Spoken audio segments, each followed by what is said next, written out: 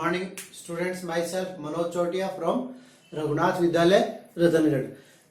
हम लोगों ने मानव कार्य की प्रथम के अंतर्गत अध्यावरणीय तंत्र पढ़ा था, उसके पश्चात पाचन तंत्र पढ़ा था, उसके पश्चात श्वसन तंत्र पढ़ा था और आज का अपना टॉपिक है मानव कार्यकी का रक्त परिसंचरण तंत्र।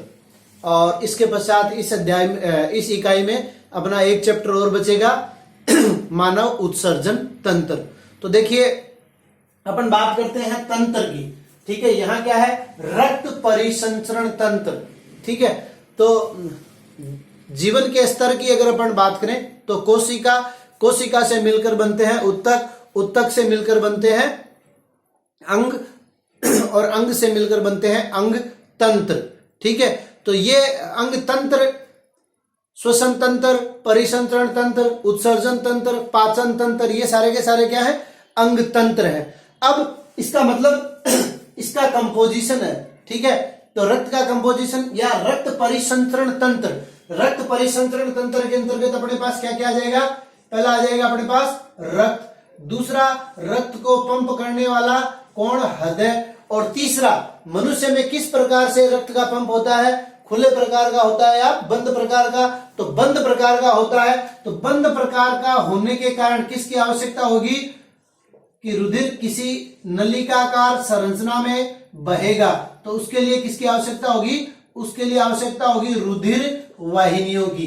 तो ये तीनों मिलकर क्या करते हैं? यानी रुधिर वाहिनियां, हृदय और रक्त, रुधिर वाहिनियां, हृदय और रक्त, ये तीनों मिलकर क्या करते हैं? रक्त परिसंचरण तंत्र का निर्माण करते हैं। अब अगर हम प्राणियों की बात करें, मनुष्य को छोड़कर अन्य प्राणियों की बात करें, प्रोटोजोआ से अपन प्रारंभ करते हैं, अमीबा, पैरामीशियम, ठीक है, पोरीफेरा, सिलेंट्रेटा।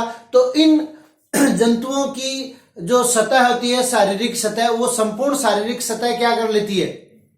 वो गैसों का विनिमय कर लेती है। अर्थात यहां मानव के अंदर रक्त परिसंचरण तंत्र की आवश्यकता क्यों पड़ी, या हम ये कह सकते हैं कि रक्त परिसंचरण तंत्र के कार्य क्या हैं। तो सबसे प्रमुख कार्य क्या होता है रक्त परिसंचरण तंत्र का? वो होता है ऑक्सीजन का परिवहन।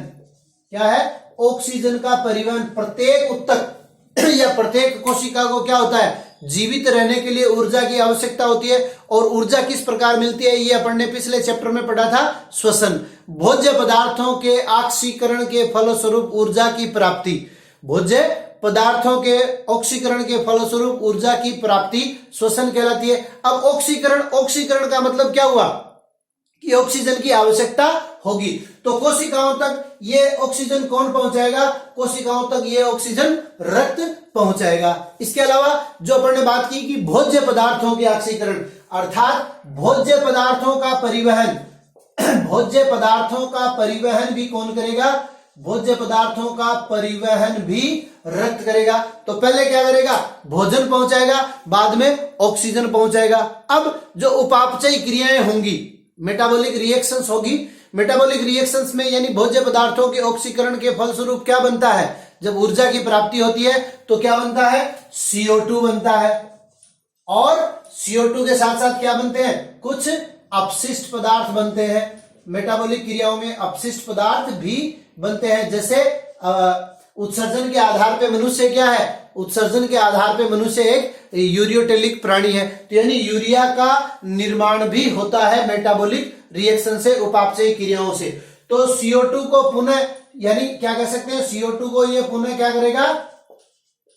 CO2 को पुनः फेफड़ों तक पहुंचाएगा। अर्थात रक्त क्या करता है? ऑक्सीजन का परिवहन करता है, भोज्य पदार्थों का परिवहन करता है, CO2 का परिवहन करता है, कार्बन डाइऑक्साइड का परिवहन करता है। और जो अपशिष्ट पदार्थ होते हैं उन्हें भी वृक्क तक पहुंचाने का कार्य किसका होता है? उन्हें भी वृक्क तक पहुंचाने का कार्य रक्त का ही है। यानी अपशिष्ट पदार्थों का भी ये परिवहन करते हैं। इसके अलावा आप लोग जानते हैं रक्त का कार्य क्या है? शरीर के तापमान को नियंत्रित रखना। शरीर के तापमान को नियंत्रण किसके द्वारा रखा जाता है? शरीर के ताप को नियंत्रित। क्योंकि रक्त क्या है? ये आगे अपन रक्त में चर्चा करेंगे, अभी फिलहाल बता देता हूं परिभाषा। रक्त क्या है? रक्त एक तरल संयोजी उत्तक है। उत्तक है, उत्तक का मतलब कोशिकाओं का समूह है। कोशिकाओं के समूह को अपन क्या कहते हैं? उत्तक कहते हैं। अब उत्तक भी किस प्रकार का है? तरल है, ठीक है, लिक्विड है। तो लिक्विड होने के कारण यह संपूर्ण शरीर में क्या करता है? संचरित होता है, परिवाहित होता है। तो अपने अंदर जल की मात्रा को, अगर रक्त के संगठन को अपन देखेंगे आगे, तो प्लाज्मा और रक्त कणिकाओं से रक्त मिलकर बना है, और प्लाज्मा में 90% भाग जो है वो किसका होता है? जल का होता है। तो जल की मात्रा को बढ़ाकर, जल की मात्रा को घटाकर रक्त क्या करता है? शरीर के तापमान का नियंत्रण करता है। तो ये भी एक महत्वपूर्ण कार्य हो गया रक्त का या परिवहन तंत्र का, कि शरीर के तापमान को नियंत्रित किया जाता है। इसके अलावा जो सबसे सामान्य रक्त का कार्य जो आप लोगों को ज्ञात है, कैसे? कि जब भी हम किसी डॉक्टर के पास जाते हैं तो डॉक्टर हमें क्या करता है? जांच लिख देता है। कोई भी बीमारी दिखाने के लिए जाते हैं तो जांच लिख देता है। वो जांच किसकी होती है? रक्त की। तो विभिन्न बीमारियों के पहचान में क्या लिख देंगे कार्य में? विभिन्न बीमारियों की जांच में, यानी उनकी पहचान करने में कौन सक्षम है? रक्त ही सक्षम है। इसके अलावा रक्त का प्रमुख कार्य, जो रक्त कणिकाओं की अपन बात करेंगे, रक्त कणिकाएं, रक्त जो है प्लाज्मा और रक्त कणिकाएं दो भागों से मिलकर बना होता है। अब रक्त कणिकाएं 3 प्रकार की होती है, आरबीसी, डब्ल्यूबीसी और प्लेटलेट्स। तो प्लेटलेट्स क्या करती है? रुधिर का थक्का बनाने का कार्य करती है, यानी अतिरिक्त जब चोट लग जाती है तो रक्त बहना प्रारंभ हो जाता है तो उसको रोकने का काम। और डब्ल्यूबीसी का कार्य क्या है? डब्ल्यूबीसी का कार्य है हमारे शरीर की सुरक्षा करना। जो प्रतिजन बनते हैं उनके विरुद्ध प्रतिरक्षियों का निर्माण कौन करता है? रक्त करता है। तो हम क्या कह सकते हैं? शारीरिक सुरक्षा भी कौन करता है? रक्त करता है। डब्ल्यूबीसी जो है विभिन्न प्रकार के जो रोगजनक है वो शरीर में प्रवेश करते हैं। शरीर में प्रवेश करते ही डब्ल्यूबीसी क्या करती है? उनको समाप्त करने का काम करती है। तो विभिन्न प्रकार की बीमारियों से या प्रतिरक्षियों का उत्पादन भी इन्हीं के द्वारा होता है, और वो प्रतिरक्षी रोगजनकों से लड़ने का कार्य करते हैं। तो इस प्रकार से ये क्या हो गया अपने रक्त परिसंचरण तंत्र के कार्य। और 3 इसकी संगठक हैं जिनके बारे में हमें विस्तार पूर्वक पढ़ना क्या है? रक्त है, हृदय है, रुधिर वाहिनी। इनमें से अपन आज रक्त की चर्चा करने वाले हैं। उससे पहले मैं आपको एक प्रश्न और बनता है, वो बता देता हूं कि रक्त परिसंचरण तंत्र हालांकि मानव में बंद प्रकार का होता है, लेकिन हम ये कह सकते हैं कि रक्त परिसंचरण तंत्र कितने प्रकार का होता है? तो रक्त परिसंचरण तंत्र 2 प्रकार का होता है। एक होता है खुला और दूसरा होता है बंद। तो ठीक है, खुले का उदाहरण है अपना कॉकरोच, जो कि आर्थ्रोपोडा संघ का प्राणी है। किसका है? आर्थ्रोपोडा संघ का प्राणी है। और बंद का उदाहरण अपन लिख देंगे मानव, और इसी को अपने को विस्तार पूर्वक पढ़ना है। अब बंद या खुला क्या है? तो देखिए तीसरा संगठक अपन ने लिखा है रक्त परिसंचरण तंत्र का रुधिर वाहिनियां। अर्थात रुधिर क्या करता है? वाहिनियों में या विभिन्न प्रकार की नलिकाओं में बहता है। जब रक्त नलिकाओं में बहता है या पूरे शरीर में गमन करता है तो इस प्रकार के परिसंचरण तंत्र को क्या कहते हैं? बंद तंत्र। ठीक है। और खुला, जिसमें रक्त जो है किसी भी प्रकार की वाहिनी में नहीं बहता, तो फिर वास्तव में क्या होता है? तो वास्तव में आप लोगों ने पिछले साल पढ़ा होगा, आर्थ्रोपोडा के अंतर्गत एक प्रकार की गुहा पाई जाती है, एक प्रकार का कोटर पाया जाता है, और उस कोटर में सभी अंगों के कुछ न कुछ भाग डूबे हुए रहते हैं, और जिसको आवश्यकता होती है वो जल ले लेता है। या एक अंग से दूसरे अंग तक रक्त जब पहुंचता है तो खुली जो नलिकाएं होती है, जैसे आप लोगों ने देखा होगा बड़े शहरों में जो नलिकाएं हैं, गटर लाइन बन गई है, बंद है अपने घरों का अपशिष्ट निकालने के लिए, तो वो क्या हो गया? बंद। और एक गांव में जो खुली नलियां होती है, इस प्रकार से रक्त जो है अंतराकोशी के अवकाशों के द्वारा बहता रहता है और संबंधित अंग तक पहुंच जाता है। वो किसी भी प्रकार की कोई नलिका के अंदर नहीं बहता। तो इस प्रकार के परिसंचरण तंत्र को क्या कहते हैं? खुला। तो परिभाषित रूप में अपन इतना लिख सकते हैं कि जब रक्त का प्रवाह रक्त वाहिनियों में होता है तो इस प्रकार के परिसंचरण तंत्र को बंद प्रकार का परिसंचरण तंत्र कहते हैं, और जब रक्त वाहिनियों में रक्त का प्रवाह या परिसंचरण नहीं होता है तो इस प्रकार के परिसंचरण तंत्र को खुले प्रकार का परिसंचरण तंत्र कहते हैं। अब हम विस्तार पूर्वक चर्चा करेंगे अपने तीनों टॉपिकों की, तीनों संगठकों की। जो रक्त परिसंचरण तंत्र के संगठक है कौन कौन से? रक्त, हृदय और रुधिर वाहिनी। इनमें से हम सबसे पहले लेते हैं रक्त को। रक्त किसे कहते हैं? रक्त एक तरल संयोजी उत्तक है। यह एक श्यान तरल है, यानी जिसमें श्यानता पाई जाती है, जिसके दो भाग होते हैं। कौन कौन से? प्लाज्मा। 55% तक रक्त में क्या है? प्लाज्मा है। और 45% तक रक्त में क्या है?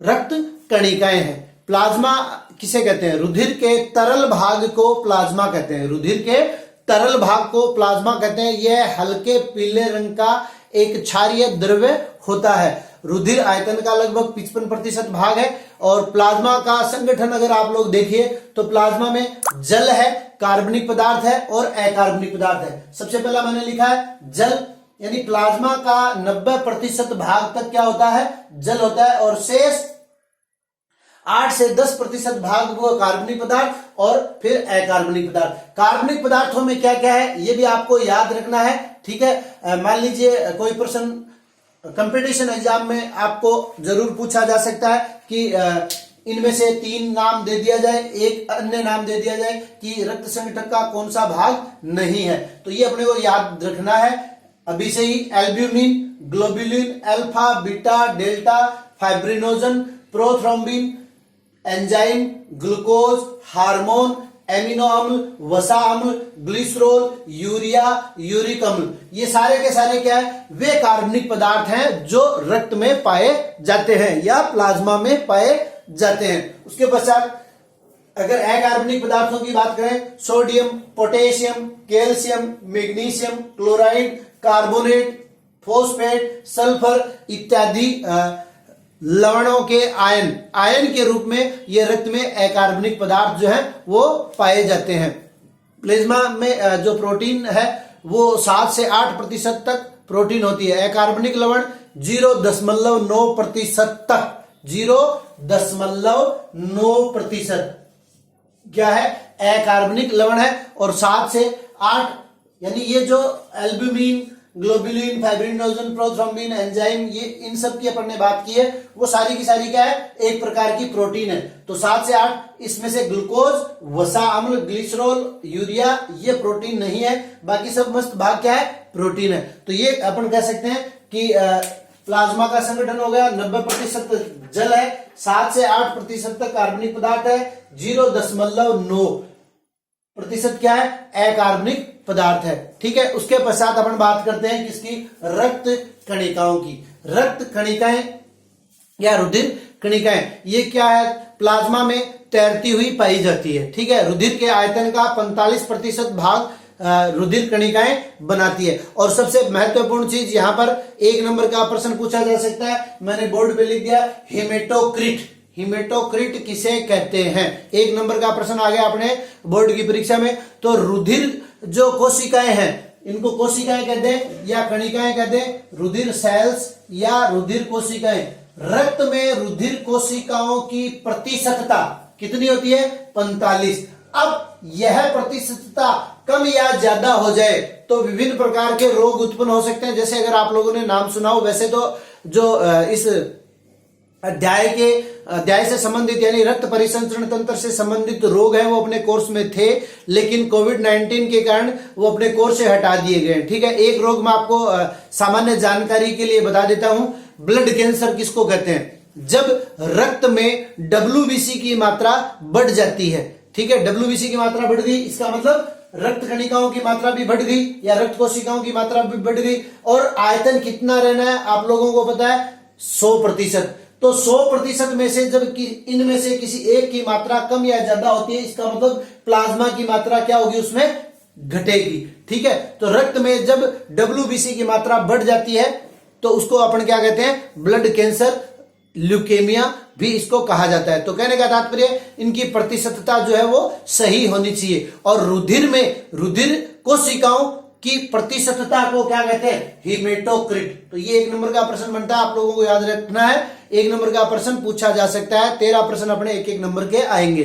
तो उनमें हेमेटोक्रिट क्या है? तो रक्त कोशिकाओं की प्रतिशतता को क्या कहते हैं? हिमेटोक्रिट कहते हैं। उसके बाद में रक्त कोशिकाएं 3 प्रकार की होती है, आरबीसी, तो इनका पूरा नाम भी आपको याद रखना है, यह भी पूछा जा सकता है। लाल रुधिर कणिकाएं या रक्ताणु, हिंदी में क्या कहेंगे? रक्ताणु, शॉर्ट नाम। और डब्ल्यूबीसी व्हाइट ब्लड कार्पल्स, श्वेत रुधिर कणिकाएं, या इनको अपन कह सकते हैं श्वेताणु। अंग्रेजी में कहेंगे इरिथ्रोसाइट्स और डब्ल्यूबीसी को कहेंगे ल्यूकोसाइट्स। तो वो नाम भी अगर आप याद रखना चाहो तो वो भी रख सकते हो, इरिथ्रोसाइट, और इसका क्या है? ल्यूकोसाइट। और ये क्या है अपना? रुधिर पट्टिकाणु, रुधिर पट्टिकाणु को कहते हैं ब्लड प्लेटलेट्स, ब्लड प्लेटलेट्स। तो रक्त कणिकाओं प्लेटलेट्स,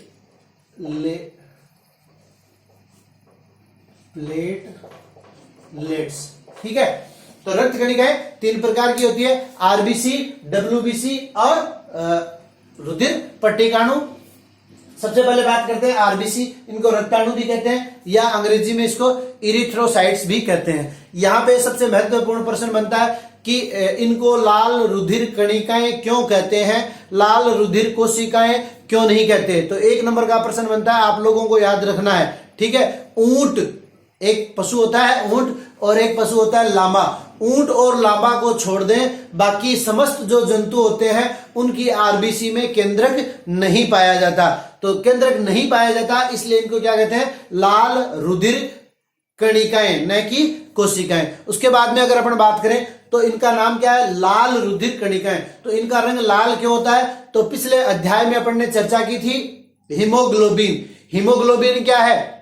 हीमोग्लोबिन एक श्वसन वर्णक है। हीमोग्लोबिन क्या है? एक श्वसन वर्णक है। और यह वर्णक कहां पाया जाता है? यह वर्णक पाया जाता है रक्त में या आरबीसी में। यानी आरबीसी के संगठन की बात करें तो इसका निर्माण जो है हीमोग्लोबिन के द्वारा होता है। और हीमोग्लोबिन क्या करता है? लाल रंग देता है, इसीलिए रक्त का रंग क्या होता है? लाल होता है। तो अगर अपन बात करें हीमोग्लोबिन की मात्रा की, ठीक है, तो 15 मिलीग्राम प्रति व्यक्ति इसकी मात्रा होनी चाहिए। और अगर आरबीसी की बात करें तो आरबीसी 52 लाख प्रति घन मिलीमीटर, पुरुष में 52 लाख और महिलाओं में 47 लाख, ठीक है। ये आपको नंबर याद रखने हैं, 52 लाख महिलाओं में प्रति घन सेंटीमीटर, ये भी याद कर सकते हैं, प्रति घन सेंटीमीटर। इतनी आरबीसी एक व्यक्ति के अंदर, अगर पुरुष के अंदर बात करें तो 52 लाख प्रति घन मिलीमीटर, सॉरी सेंटीमीटर नहीं, प्रति घन मिलीमीटर, और महिलाओं में 47 लाख प्रति घन मिलीमीटर। और हीमोग्लोबिन की मात्रा आपको बता दी 15%। औसत मात्रा क्या है?